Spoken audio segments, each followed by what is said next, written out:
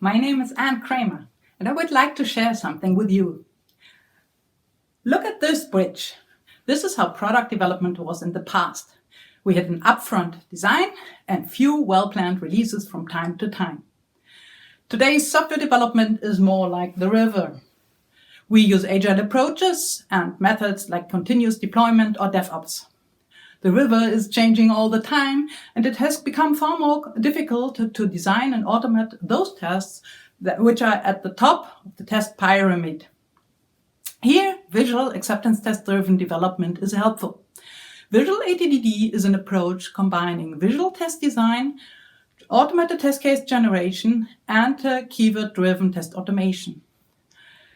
This is exactly what I want to show you in the tutorial. We will visualize a business process, generate test cases from it using a tool called EuroSTAR, export them for manual test execution, and last but not least, automate them using keywords. So if you're interested, please bring your laptop and join me at the EuroSTAR.